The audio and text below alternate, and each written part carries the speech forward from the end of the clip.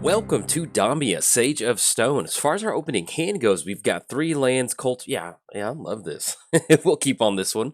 One of the things that you're always looking for when you're playing Damia is how quick can we get to Damia? Because if you have a ton of ramp, it just makes it very easy for you to exhaust your hand and get ahead on resources, which is always nice. So, it's going to lead off with force, and then anything else, we're going to go and pass the turn over to our opponent. But yes, welcome to some Sultai X spells. Hope you're excited. We're going to end of the day, our main goal with Damia today is to go for a very nice villainous wealth. If we can make that happen, that's what we're going to be trying to go for. So, we're playing Damia, Sage of Stone, Death Touch. Skip your draw step at the beginning of your upkeep. If you have fewer than 7 cards in your hands, draw cards equal to the difference, and let our opponent get that scry and that scurry going. Playing against Nicol Bolas, the Ravager. Flying whenever Nicol Bolas enters the battlefield, each opponent discards a card. Then for a 7 mana activation, exile Nicol Bolas, return to the battlefield as a planeswalker. It's going to turn into Nicol Bolas, the Arisen. +2, draw 2 cards, which is just already backbreaking right there. That's if you get Nicol Bolas' flip and you get the +2, it is almost good game. -3, return Nicol Bolas deals 10 damage to target creature or planeswalker. -4, put target creature or planeswalker from a graveyard onto the battlefield. Then for a -12, exile all but the bottom card of target opponent's library. There we go. So, pull from tomorrow. So let's go ahead and lead off with Harbor. We'll go for Nature's Lore. That way we can get an extra forest onto the battlefield. I think we've got the new Triome in here too, so that'll actually be a pretty good option for. Yeah, there we go. Let's grab that. We have nothing else that we need to do, and then anything else, pass it back over to our opponent. So we did cover both commanders. Give a quick shout out to our sponsors, TCG Player. If you go to bit.ly/Jolt MTG, that will apply my affiliate link. That'll allow you to get some cards and help support the channel at the same time. So you can chip some mana into my mana pool, and if you do that, hey, much obliged, certainly appreciate it. Also, let's give a quick shout out to MTGOTraders. If you want to play online because the paper release hasn't released yet, hey, MTGO is your #1 spot for Commander online, so be sure to check out MTGOTraders. It's just like your local gaming store. Also, let's give a quick shout out to inkgaming.com. If you go to inkgaming.com/Jolt, if you're in the market for a playmat, whatever that may be, they will definitely take care of you, and you can chip some extra mana in my mana pool. And last but not least, I started a Patreon. So if you'd like to support cool content like this, there's a link down in the description below. But if you are keeping score at home, it is officially free time, so let's have some fun. Now, we do draw into Crux of Fate. So one thing that we do need to keep in mind is that Nicol Bolas is a dragon. So I hate to go for a Crux of Fate and be like, all right, we got this, and then it not end up working. So let's go for Cultivate. Yeah, I think that'll work. So we end up going Cultivate. That's going to be 2 basics on the, or at least 1 basic on the battlefield, 1 basic goes to our hand. And we are doing A-OK on this ramp. This is exactly what we want to see. So we do have Chromatic Lantern coming down, but we'll just go and split this one down the middle. Let's go and go Island, and let's grab ourselves a Swamp. Let's have Island onto the battlefield. Swamp goes into our hand, and we'll just go and play Drowned Catacomb. And then anything else, we're going to go and pass it back over to our opponent. So, but yeah, it's officially free time. Let's have some fun. If you have not seen Damia before, what are we doing with Damia?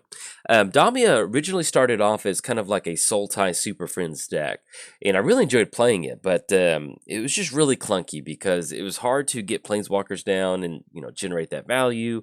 And then there's also some times to where we finally go for Damia because we need to refuel a bunch of our Planeswalkers, and Damia gets hit with a piece of removal because Damia does cost 7, which is very expensive in Commander. And so I had some early frustration. Actually, let's do this. So let's go Swamp. Let's have Chromatic Lantern come down. Now, we are open on Arcane Denial and Disallow. So if our opponent does end up deciding to go for Nicol Bolas, at least we do have the option to counter one of those. So let's go and move our counter spells over here. This might get a counter spell out of our opponent's hand, but you can see either they thought about it or they were just doing something else. So anything else, pass it back over there. But yeah, originally started off as Sultai Super Friends, which was fun. I'd enjoyed it, but it was just really hard to get any sort of momentum going. So as time went on, as more and more sets got released, because one of the fun things about Sultai is it's just open to whatever you kind of want to stick in there. I ended up kind of slowly chipping away at the Planeswalkers and just kind of I found myself just like, hey, Villainous Wealth is kind of where this is at for the deck. And so it just kind of made this an Unbound Flourishing deck, which is really fun. If you don't know about Unbound Flourishing, if you cast a spell with X in it, I think you double X or you copy that spell, whatever that may be, but it is very nice. So we've got Pull from Tomorrow in our hand. We could 1, 2, 3, 4.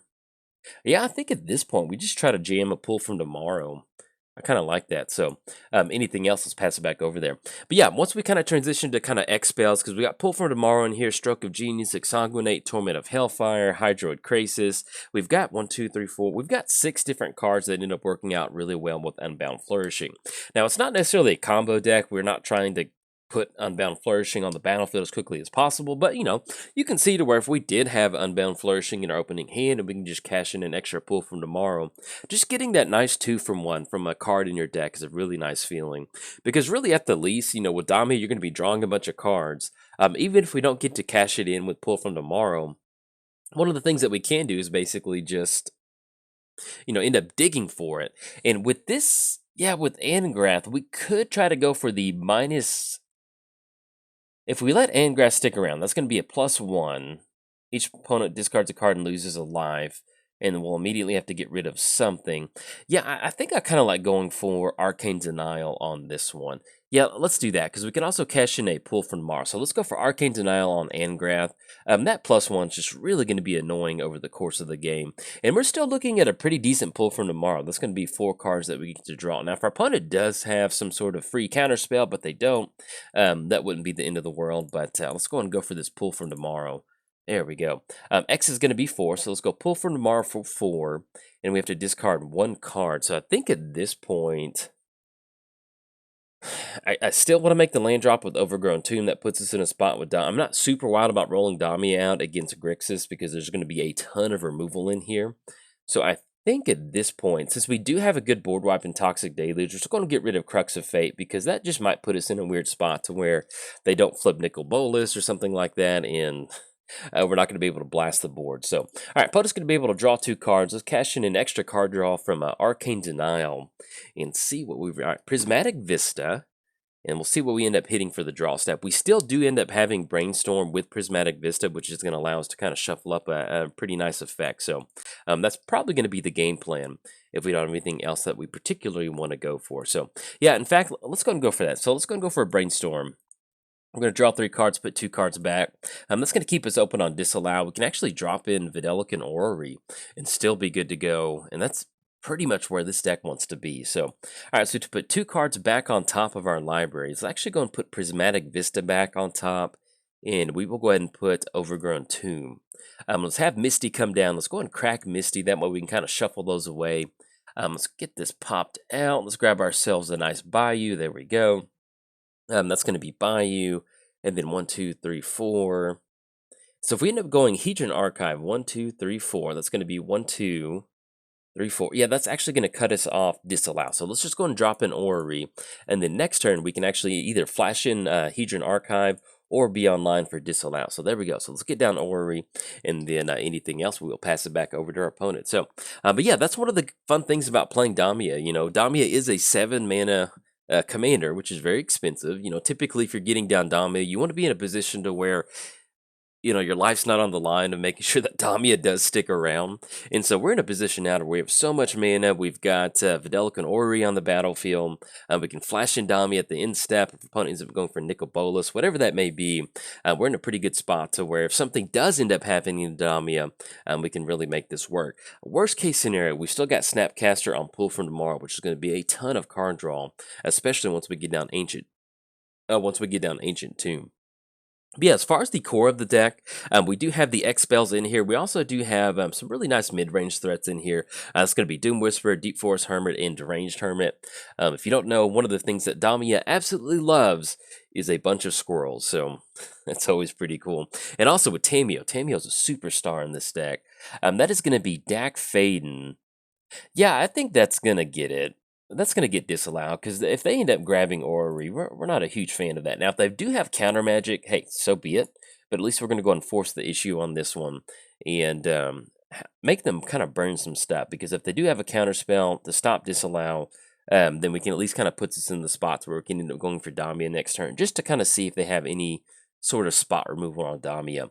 But we're in a good spot to where even if we do get Damia down, being able to kind of exhaust our hand and draw a few extra cards is exactly where this wants to be. Because one of the things with Damia is you kind of end up with this bottleneck to where if you don't have, exhaust your hand, cash in a bunch of card draw, don't really want to get Damia down if you don't have a ton of cards in your hand. So or at least when you have a ton of mana, it makes it a lot easier to, let me see, there we go. Let's go and grab Breeding Pool, have that come into play tap, not going to pay 2, and then, but yeah, it just makes it a little bit easier. There we go. All right, so let's have Ancient, and there we go, Damia too, so let's have Ancient Tomb come down. Yeah, like I mentioned, I'm just not super wild about just rolling out Damia with no sort of counterspell protection. We can end up going for Tamio if we want to go for Disallow to bring that back to kind of be online for some counter magic. Yeah, I think I do kind of like that. So let's go. We haven't really seen any sort of counter spell response from our opponent. So let's tap down Ancient Tomb. Let's go for Tamio. We're going to get the -3 on Disallow. Okay, excuse me, our opponent does have Tails in. So yeah, I think, do we want to Snapcaster on this one? Because they're going to be able to counter that spell. We're looking at potentially Nicol Bolas next turn. They don't, not going to have enough mana to get it to flip. Yeah, I think we just let this go through. I mean, because Tamio is nice to have. Well, actually, they don't have any threats on the battlefield. Yeah, let's do that. So let's flash in Snapcaster. Actually, yeah, I kind of like this play. So we're going to flash in Snapcaster. We're going to go for Disallow on Tail's End. And that's going to allow us to stop Tail's End at the same time. If we can get Tamio to resolve, that's going to allow us to really start digging for Unbound Flourishing. And then once we find one of our X spells, that should allow us to go for a really nice KO. So let's go for Disallow. There we go. That's going to stop Tails in. That's going to be Tamio on the battlefield. And instead of grabbing one of our removal spells, we're just going to go ahead and +1, and we're going to name Unbound Flourishing. There we go. And see, all right, we whiff on that one. And then anything else, we're going to go and pass the turn over to our opponent. So there we go. We get Tamio on the battlefield. The good thing about having Tamio is she's already up to a 6. And so we're looking at -3/-3 right off the bat. So if we want a -3 on Lightning Greaves, we can get that down. That's going to give us some protection for Damia. We'll kind of see how our opponent decides to play this turn out. Okay, so ooh, that's going to be Nicol. That's going to be Nicol Bolas God Pharaoh. +2 exiles cards. Ooh, and then +1. Okay, all right. So we've got ourselves a. And actually, I think with Tamio, exiles 2 cards from their hand. All right, so that's going to be Hedron Archive and Toxic. Why we can't cast this? There we go. All right, so we'll get rid of both of these. It's not the end of the world that we whiffed on Toxic and Hedron Archive, but having Nicol Bolas on the battlefield, especially with that +2, definitely kind of changes our game plan.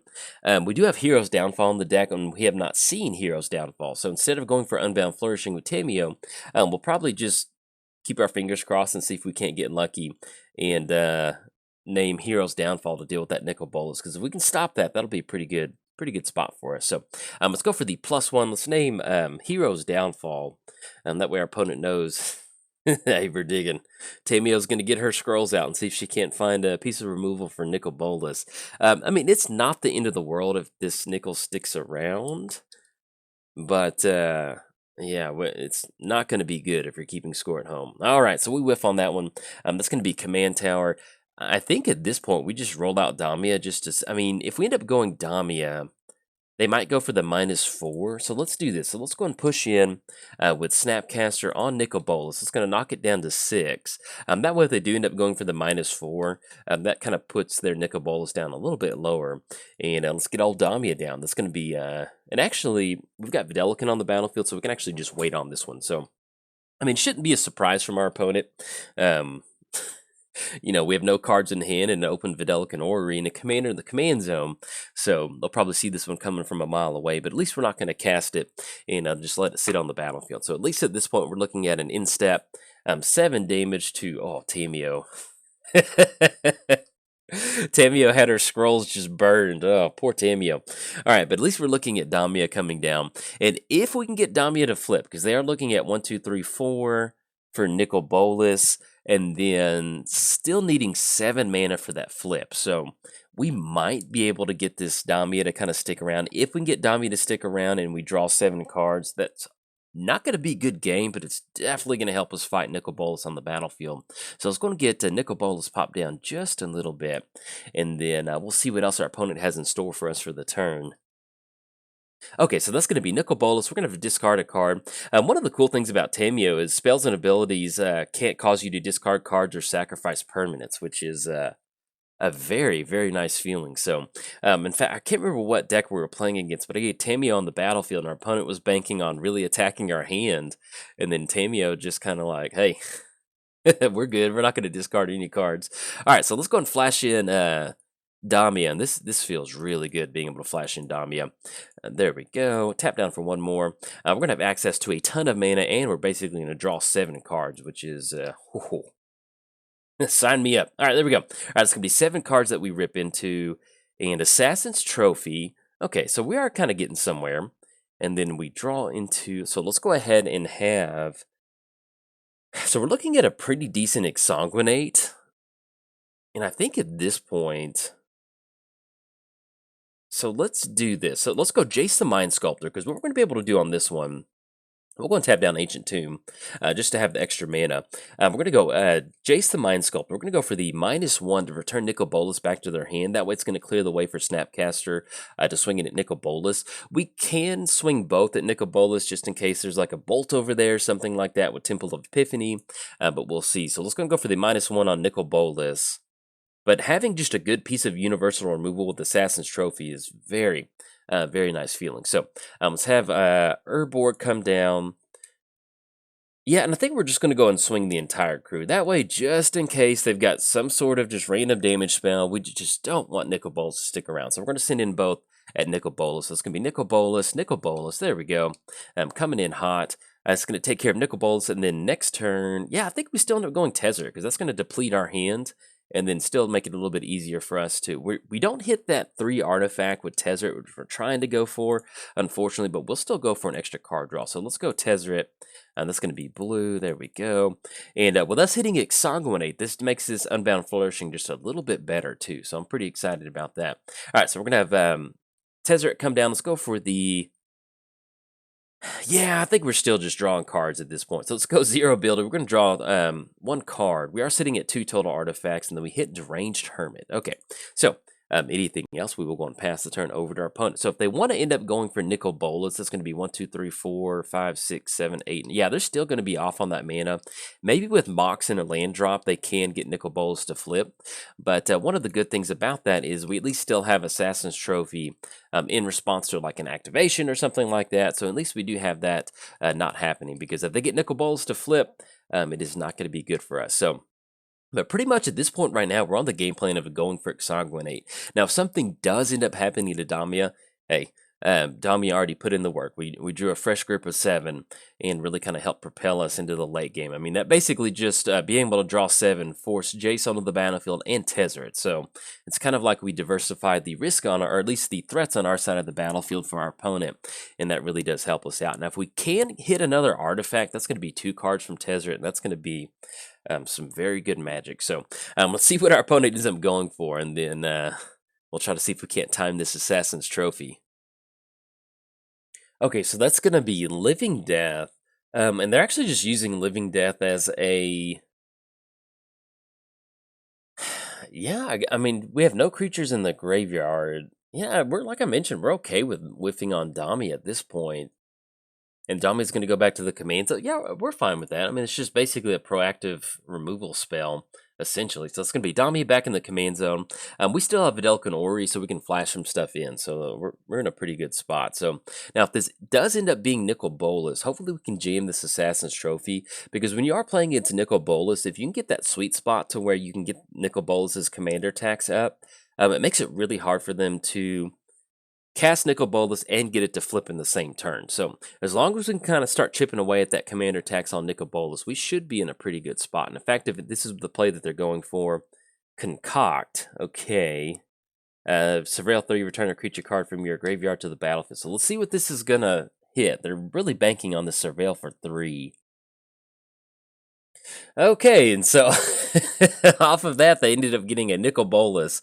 Whatever deals combat damage to an opponent, that player discards their hand. Yeah, this is definitely going to get the Assassin's Trophy out of our hand. They do have that cumulative upkeep, so if we wanted to not use Jace in a brainstorm manner, we could send that back, and then we won't have any removal for Nicol Bolas flipping. So that's going to be an upkeep cost. Yeah, we might be able to just kind of time it to where We just use Assassin's Trophy. I think that might. Yeah.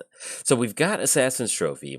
So we Assassin's Trophy on Nicol Bolas. They get an extra land. Then they go from Nicol Bolas to Ravager. Now we don't have any removal for Ravager, and then it flips. If we go for the Jace -1, that sends it back. And it kind of puts them in a weird spot where they've got to cast it. Yeah, I think we just hold on to Assassin's Trophy. At this point, we just want to stop any sort of backbreaking Nicol Bolas effect. And so we can certainly do that. So let's go and do that. So let's go for the -1. We're going to return Nicol Bolas back to their hand.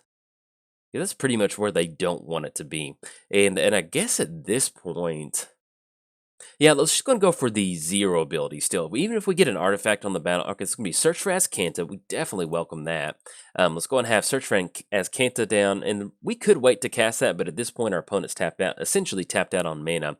So that's gonna be Overgrown 2, actually Opulent Palace. And then that's going to be 1, 2, 3, 4, 5, 6, 7, 8, 9, 10, 11. So we're going to have 11. Definitely going to be online for Damia. So let's see that. Yeah, and that's going to be, yeah, actually, that's going to be perfect, I think, because that's going to be 9 for Damia, and that'll be 2 for Assassin's Trophy. So that should allow us to kind of keep us open on our turn. So let's see what our opponent wants to deploy out for this turn. But yeah, we're looking at Damia, and we're looking at Assassin's Trophy to kind of deal with whatever sort of threat they get on the battlefield. Okay, so it's going to be Nicol Bolas the Ravager, and that's going to be 1, 2, 3, 4, 5, 6. So they actually have just enough to go for that activation. We'll see if they end up going for that. We'll go and discard Overgrown Tomb at this point, since we do have at least Scalding Tarn and Jace if we want to go for that Brainstorm. So we'll see if they end up going for that activation. If not, we'll go for that Assassin's Trophy, and then kind of roll out from there. So we'll see what they're tapping out for. Okay, so they're going to go for the flip. Let's go Assassin's Trophy in response to that. Oh, yeah, look at that. There we go. That will give them an extra land, but at this point, we just want to get that off the battlefield and really just kind of stunt any sort of progress that they're trying to go for. So that's going to send Nicol Bolas back to the command zone. That's going to put it back up at 6. So 1, 2, 3, 4, 5, 6. Yeah, that's going to put it at 1, 2, 3, 4, 5. So that's going to be the flip of looking at 5, 6 now. So I guess technically next turn they could end up going for that, but we should be in a pretty good spot. So let's go and flash in Damia. Okay, so it's going to be Damia on the battlefield. All they have is 1 island at this point. If they've got 4 spike, they've got it. But at least we'll have Damia come down, and then that'll allow us to draw 4 more cards. So let's get the command zone closed out. Okay, and we should have a very nice turn for next turn because we got Search for Azcanta, we got the Damia trigger, so we've got some good stuff moving. So let's put the Damia trigger on the stack first. Let's go for Search for Azcanta. Look at the top card of our library. We can put it in our graveyard if we want to. Yeah, we'll go and put that in the graveyard for right now because we actually have a ton of mana. So we'll go and transform Search for Azcanta, and that's going to be 4 cards we draw into. Oh, there we go. All right, we're in a very good spot at this point now. So let's go to our main phase. I think at this point, oops, I think we skipped through that. Let's go and swing in for 4 with Damia. There we go. Swinging in for 4, that's going to put them down to 27. And then we go to our main phase. There we go. Let's have Jace. Let's go for Jace. Let's go for the 0 ability. Draw 3 cards, and then put them back in any, Villainous Wealth. Okay. Yeah, I think we got to do that. All right, so let's have Deranged Hermit come. Let's put Deranged Hermit back on top. Let's put 3 visits back on top. And we still need to make the land drop for the turn. Oh, yeah. Oh, yeah. All right, so let's go. And just for Tezzeret, let's just go and wait on Tezzeret. Let's go Villainous Wealth on our opponent. If you're ever going to Villainous Wealth somebody, Villainous Wealth on a Nicol Bolas tribal is probably one of the best things that you can do. So let's get this tapped out. All right, so we got a Villainous Wealth for 13. So let's see what our opponent's got in store for us. We're going to go to the Nicol Bolas store. Oh, yeah. Let's get this popped out. Any certain way that we need to sequence this? So we've got Blightning. They discard 2 cards. And I think we do have Tammy. Yeah, we've got Tammy on the grid. So let's go Dark. Let's cast that.